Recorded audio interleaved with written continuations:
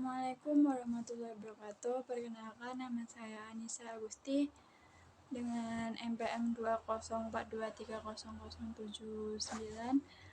Saya dari Prodi Pendidikan Guru Sekolah Dasar. Di sini saya akan menjelaskan materi mengenai pembelajaran berbasis tematik dan pembentukan karakter anak di Indonesia. Memasuki materi pertama yaitu mengenai kurikulum 2013 atau revolusi dari pembelajaran tematik. Jadi filosofi pembelajaran tematik pada tahun 2013 ini menghadirkan paradigma baru dengan mengintegrasikan berbagai mata pelajaran dalam satu tema pembelajaran yang utuh dan bermakna. Pendekatan ini memungkinkan siswa untuk memahami konsep secara holistik dan kontekstual. Pembelajaran tidak lagi terkotak-kotak dalam mata pelajaran yang terpisah, tetapi mengalir natural mengikuti tema kehidupan nyata yang dekat dengan pengalaman siswa. Pada pembelajaran tematik ini menggunakan pendekatan saintifik. Yang pertama yaitu mengamati, menanya, mengumpulkan informasi, menalar, dan mengomunikasikan. Kemudian penguatan pendidikan karakter atau PPK.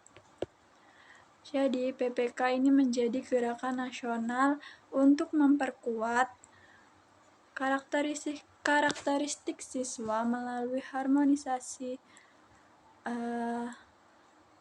hati, olah rasa, olah pikir, dan olah raga dengan melibatkan sekolah, keluarga, dan masyarakat. Adapun penguatan pendidikan karakter ini ada 5 prinsip. Yang pertama yaitu religius. Religius ini mencakup beriman, bertakwa, dan berakhlak mulia. Kemudian mandiri. Mandiri ini berarti tidak bergantung pada orang lain. Kemudian yang ketiga gotong royong atau mampu bekerja sama dan tolong menolong. Yang keempat yaitu integritas yang mencakup nilai jujur dan bertanggung jawab. Dan yang kelima yaitu nasionalis yang berarti cinta tanah air dan bangsa. Kemudian masuk materi berikutnya yaitu pada kurikulum merdeka. Pada kurikulum merdeka ini pendidikan berpusat pada siswa atau student center learning. Jadi perubahan kurikulum dari tahun 2013 menjadi kurikulum merdeka ini tentu melewati banyak hal. Perbedaan yang pertama yaitu pada kurikulum 2013 ini lebih terstruktur dan berbasis kompetensi dengan pembelajaran tematik terpadu. Kemudian kurikulum dievaluasi dan ditransisikan menjadi kurikulum merdeka yang lebih fleksibel dan berfokus pada kompetensi yang esensial dan berkarakter. Kemudian adapun 4 prinsip dari Merdeka Belajar. Yang pertama yaitu memberikan kebebasan kepada guru untuk mengajar sesuai dengan kebutuhan siswa. Yang kedua yaitu berfokus pada pengembangan kompetensi dan karakter siswa, bukan hanya sekedar pada pengetahuan saja. Kemudian yang ketiga yaitu pembelajaran berbasis proyek untuk pengalaman yang lebih nyata. Dan yang keempat yaitu asesmen yang lebih holistik dan tidak hanya berbasis pada ujian saja, tetapi pada proses yang dihadapi oleh siswa. Kemudian proyek penguatan profil pelajar Pancasila atau disingkat menjadi P5 dalam kurikulum merdeka. P5 ini merupakan inovasi pembelajaran kurikulum merdeka yang memberikan ruang bagi siswa untuk mengembangkan karakter melalui proyek berbasis nyata atau kontekstual Pembelajaran lintas disiplin menguatkan profil pelajar Pancasila secara holistik. Ada 6 profil yang harus dimiliki oleh siswa sekolah dasar. Yang pertama yaitu beriman dan bertakwa. Hal ini mencakup akhlak mulia kepada Tuhan Yang Maha Esa dan sesama manusia. Kemudian yang kedua yaitu gotong royong. Gotong royong merupakan kolaborasi untuk kepentingan bersama atau bekerja sama dalam satu tim atau satu kelompok. Kemudian yang ketiga yaitu bernalar kritis. Bernalar kritis ini mencakup mengolah informasi dan mengambil keputusan secara kritis. Kemudian yang keempat yaitu berkebinekaan global, yaitu menghargai keberagaman dan budaya di sekitar. Yang kelima yaitu mandiri. Mandiri ini berarti bertanggung jawab atas diri sendiri dan tidak bergantung kepada orang lain. Kemudian yang keenam yaitu kreatif.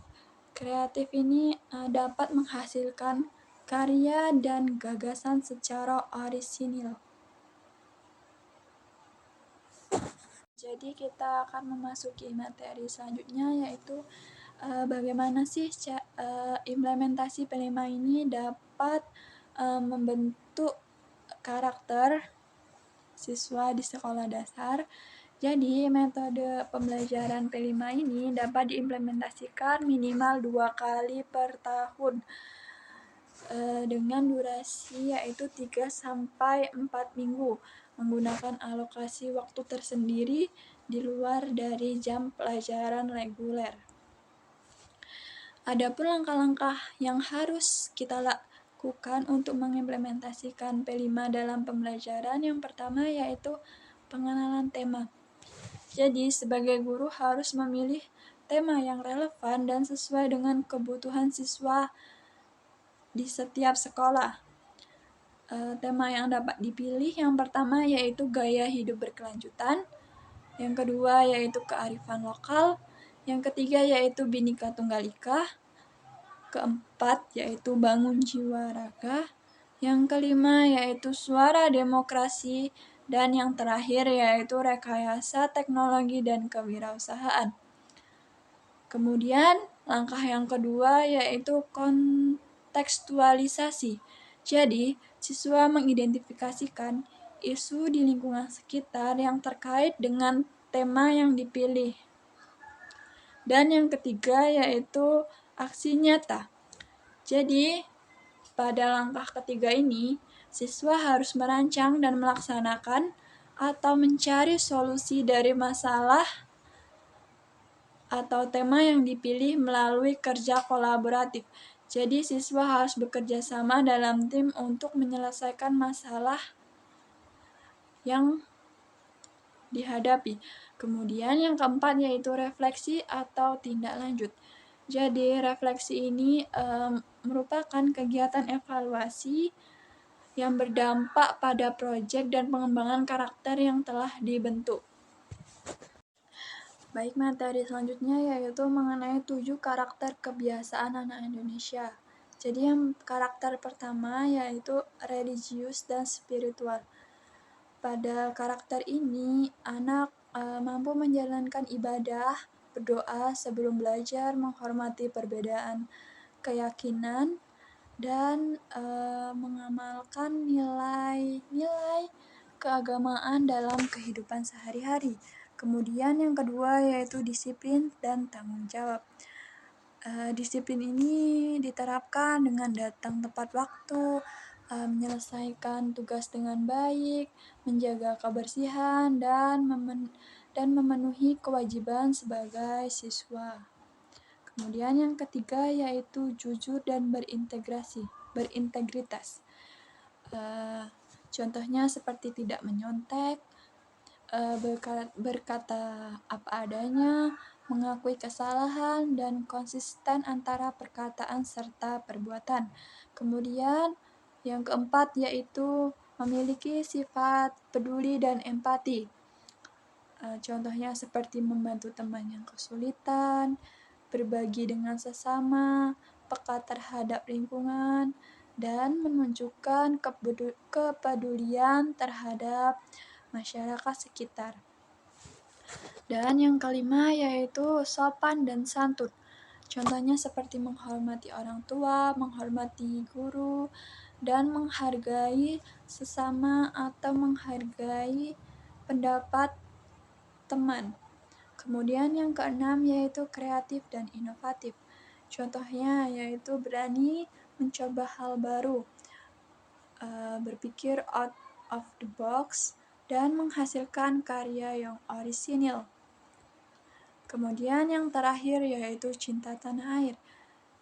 Contohnya seperti menghafal lagu kebangsaan, melaksanakan upacara setiap hari Senin, serta melestarikan budaya lokal. Materi selanjutnya yaitu mengenai tantangan serta solusi dari penerapan kurikulum berbasis karakter. Jadi tantangan yang pertama yaitu pemahaman guru yang beragam. Jadi tidak semua guru itu memahami konsep pembelajaran tematik dan P5 ini secara mendalam, sehingga pengimplementasian pembelajaran berbasis karakter ini belum dilakukan secara optimal.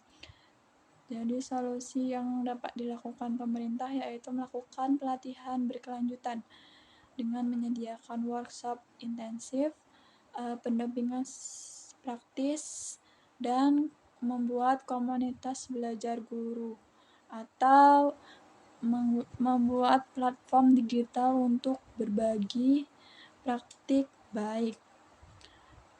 Tantangan yang kedua yaitu keterbatasan sumber daya seperti fasilitas, media pembelajaran, dana akses, teknologi yang masih terbatas, terutama pada daerah yang terpencil. Solusi yang dapat dilakukan yaitu pengoptimalisasian lokal. Jadi memanfaatkan sumber daya lokal atau sumber daya yang ada di sekitar, atau melakukan kerjasama antar sekolah. Kemudian tantangan yang ketiga yaitu asesmen karakter yang kompleks.